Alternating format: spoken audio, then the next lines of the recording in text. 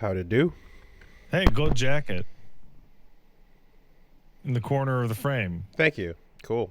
Yeah. I don't recognize that from last time. Is that new? Yeah, it's been sitting there for a couple weeks now, actually. Oh, I'm blind as shit. Well, fuck me then. Keep the faith. Yeah. What's up with you, man? How you doing, Wolves? Not too bad.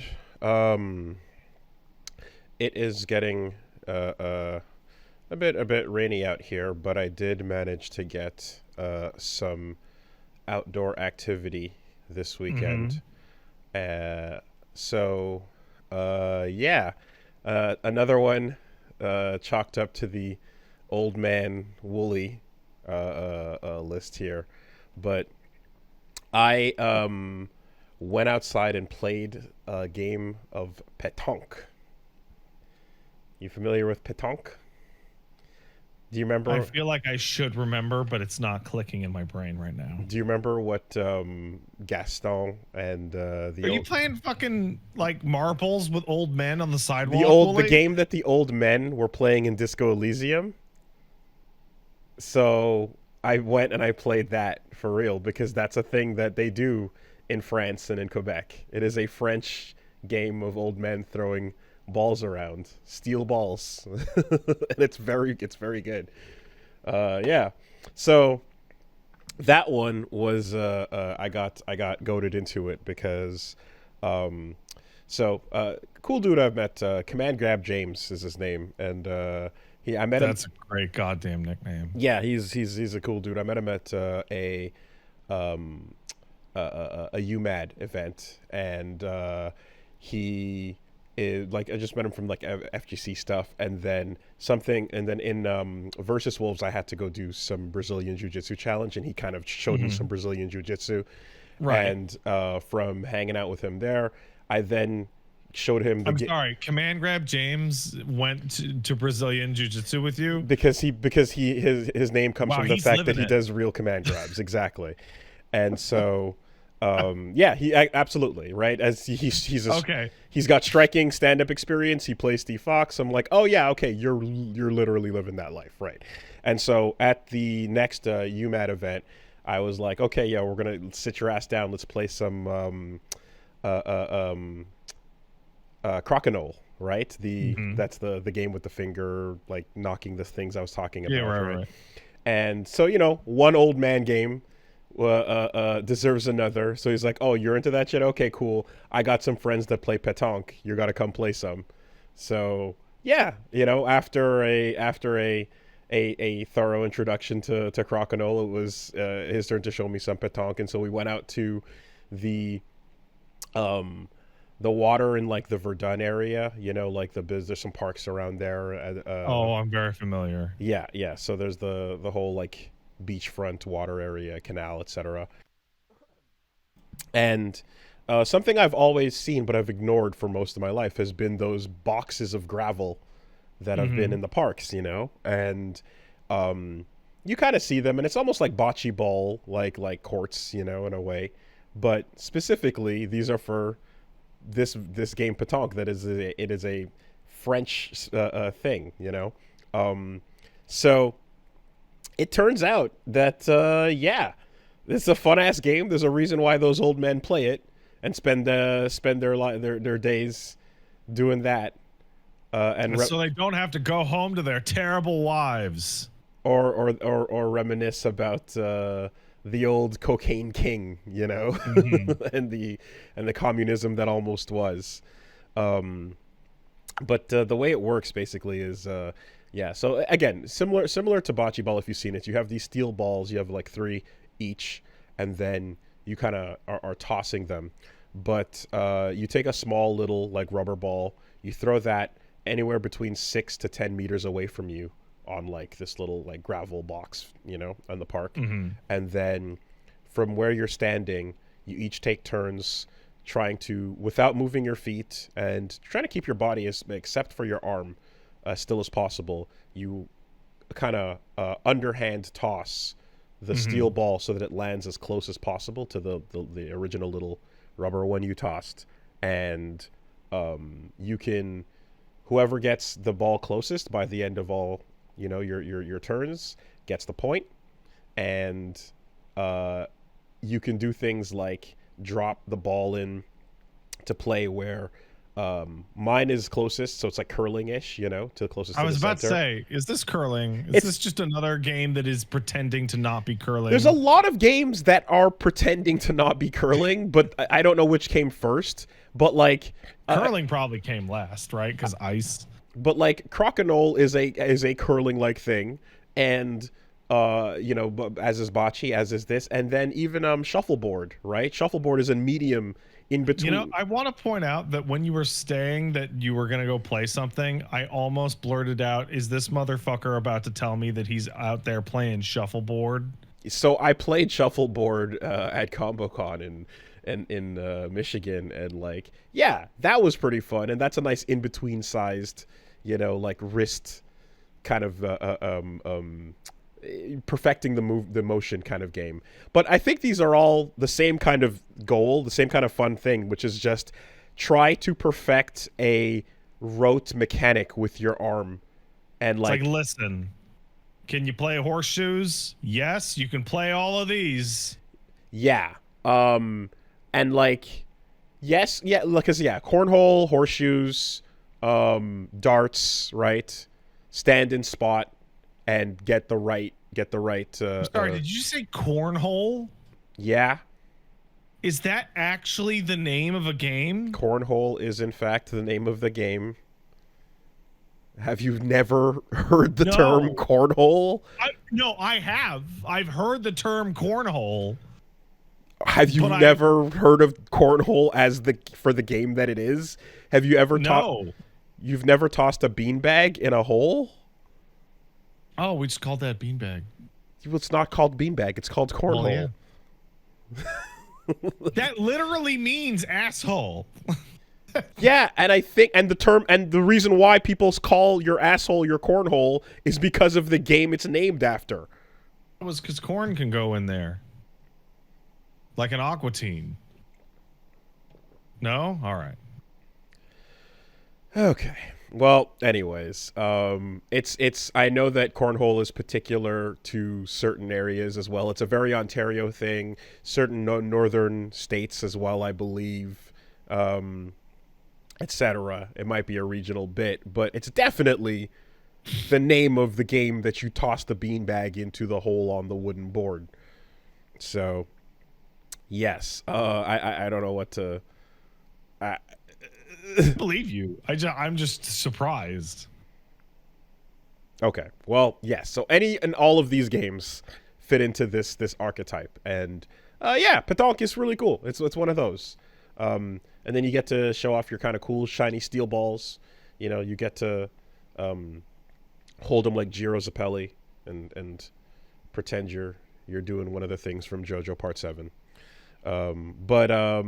What's cool about what I like is whenever there's a moment in one of these games where you're like, okay, I see the basic thing, but like, what's the next step? What's the top? What's the high level shit? And it's like, oh, okay, so there's all these terms, and I forget what they were, but there's a lot of like French terms for things you can do. But like, if you toss the ball and get it as close as possible to the point that it's touching the reference ball, like the little rubber one, it's called a kiss, and in a lot of cases, that's as close as you can get, because if you have two balls that are close and you're not sure whose is like the closest and who's going to get the point, that's when you pull out the measuring tape. And so motherfuckers are walking out with the measuring tape and like holding it and like straight up calculating the angles and going for serious right now. We can't be eyeballing this. Apparently that's what it always comes down to, that. And like when you look at it, you're eyeballing and you're like, yeah, you'd think that you could just go like, that one's closer, but then you pull it out and you go, actually no, that is a half an inch off, or that's a couple millimeters off even. Damn. Right? So they're pulling out the measuring tape and getting serious with it. And so yeah, you can play on teams. So there was 2 teams of 2. Punchmon came out and played as well. And so as everyone tosses all their shots out, you kind of end up with a field of 12 balls all attempting to land around this goal, But one of the moves you can do is you can toss your ball to hit one of your opponents further away. So Right. reposition Okay. like curling again. But unlike curling, you can toss and hit the center ball and reposition the entire game by moving that somewhere else on the court. So in curling, the closer you are to the center, the more points you're getting. Imagine if you could hit the center closer to where your other pieces are, and now the whole score has changed. And like the This feels yeah, like a serendipitous rule change a million years ago where somebody did it and they went, fuck it.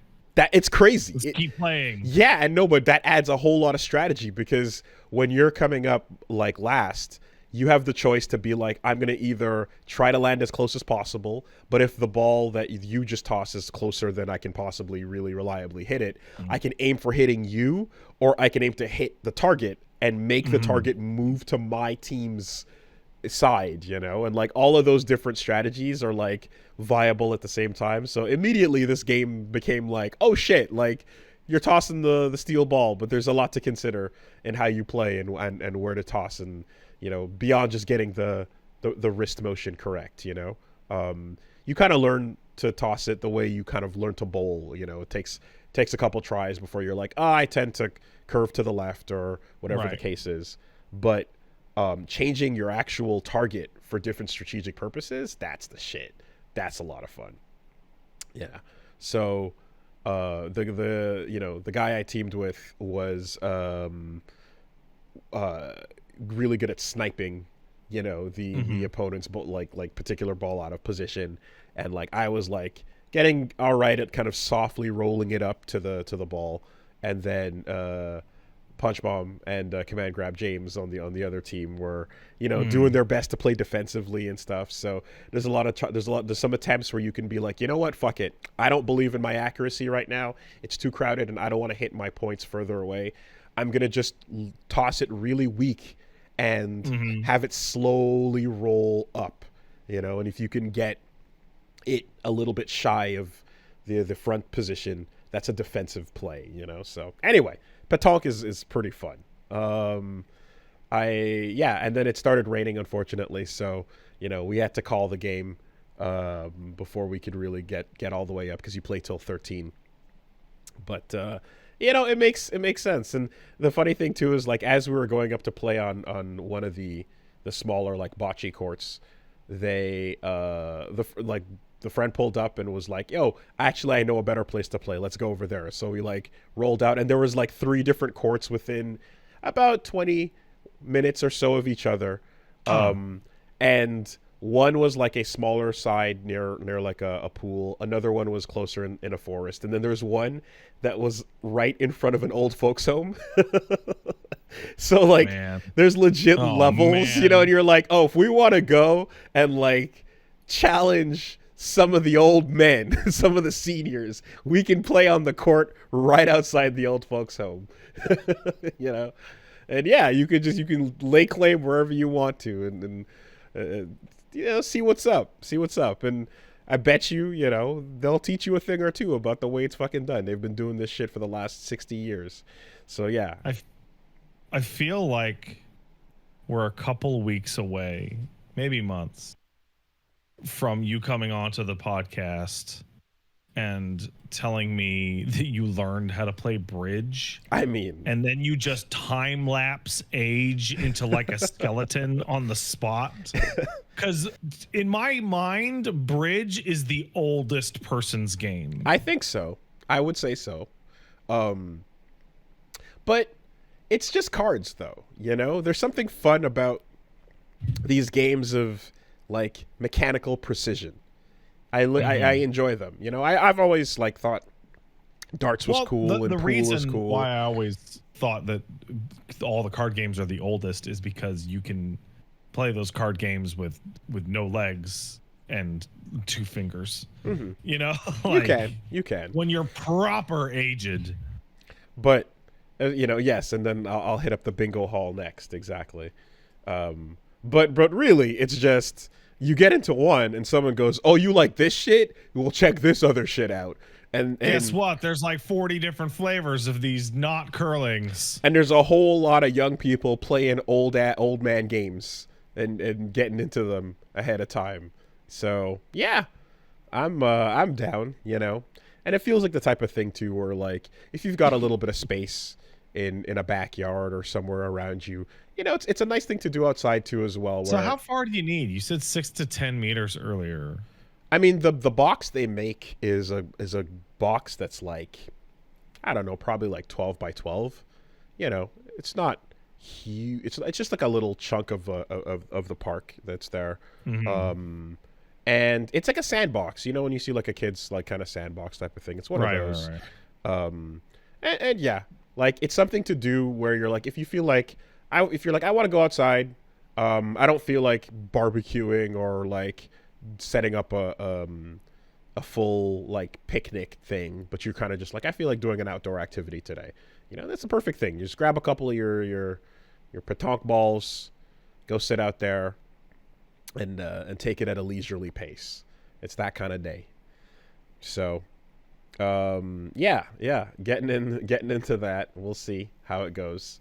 I have not yet committed to any purchases of balls and stuff, but I did see that they brought their own and they're showing them off. They're like, ooh, I got a new set that's got the double indents. There's different weights. There's a weight range for the precise, you know, like feeling that you want to get.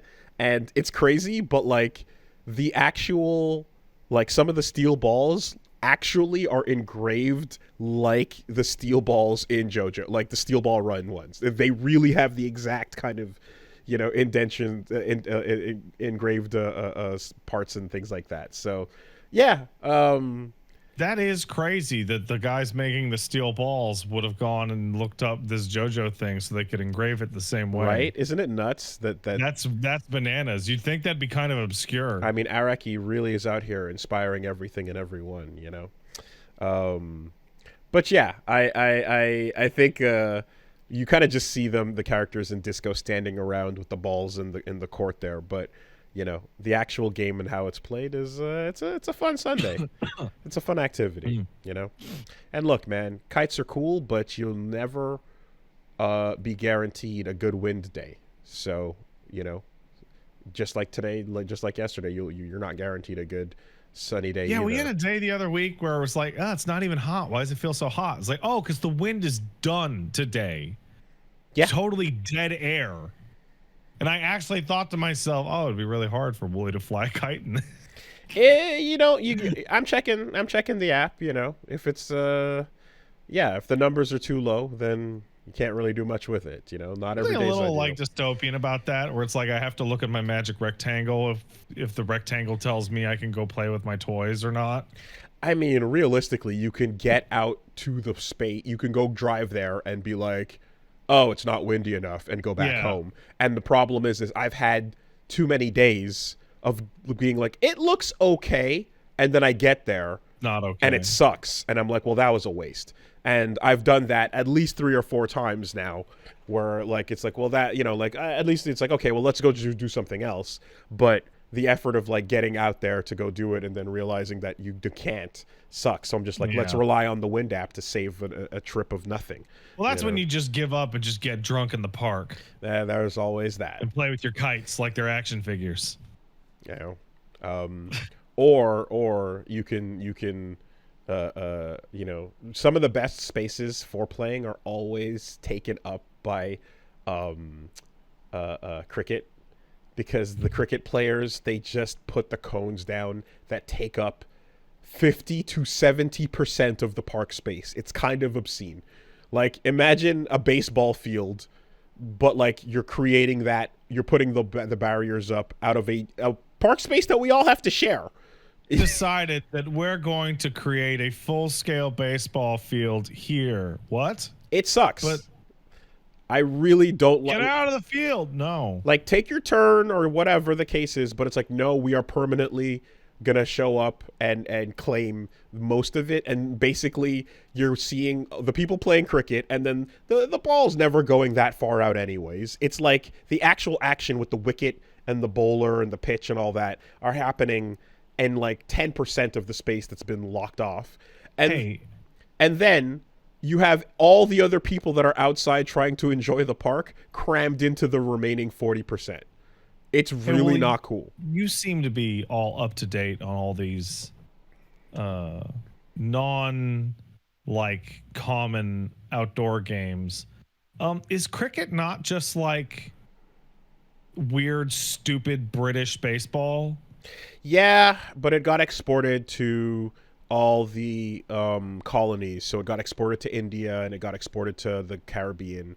So Sure, I but like we played it in Grenada, and yeah, same basic idea, right? Is toss they throw ball, the thing. toss ball in a different way, hit ball with a different type of bat, and basically touch base, but it's only one, and pitcher has to try to hit thing where catcher would be. Do the pitchers have the ability? Do they throw the rock or whatever they got? I bet it's a ball. They bowl they bowl hard the ball. enough that their elbows explode off their goddamn bodies. Oh yeah, they do.